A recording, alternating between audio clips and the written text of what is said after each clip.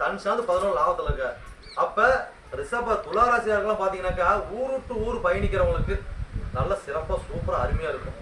குண்டு சட்டிக்குள்ளேயே குதிரை ஓட்டுறவங்களுக்குலாம் பாத்தீங்கன்னாக்கா கொஞ்சம் பார்த்து உஷாரா தான் இருக்கு. யார் துளாராசியா இருக்கு.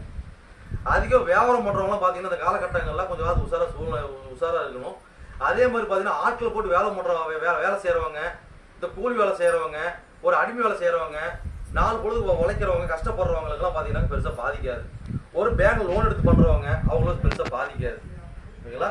இந்த மாதிரி பாத்தீங்கன்னா ஊருக்கு ஊர் பண்றவங்க பாத்தீங்கன்னா அவங்களுக்கு ஜாக்பாட் மாதிரி தான் நல்லாவே இருக்கும். துளாராசியார்களா உள்ளூர் இருக்கிறவங்களுக்கு இந்த மாதிரி, வெளியூர்களுக்கு அந்த மாதிரி ஒரு அமைப்பு இருக்கும். அப்போ அவர் கூட சனீஸ்வரம் பாய்ச்சாதான் இருக்காரு.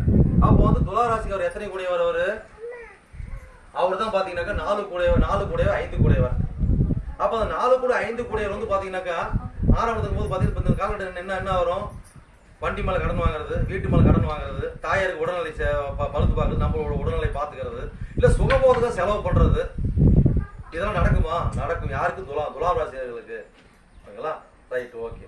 அடுத்தது பார்த்தோம்னாக்கா யாருக்கு பார்க்க போறோம்? விருச்சக ராசிக்கு பார்க்க போறோம்.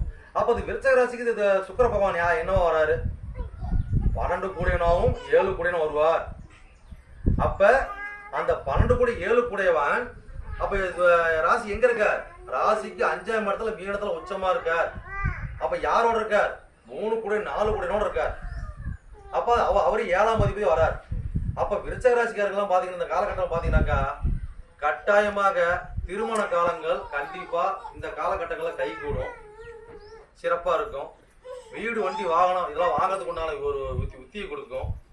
அதாவது பார்த்தா சுப விரைவு சுப செலவுகளை கொஞ்சம் கொடுக்குமான்னு கேட்டாங்கன்னா கொடுக்கும். அதே மாதிரி பார்த்தீங்கன்னா பழைய வீடு ஆல்ட்ரேஷன் பண்றது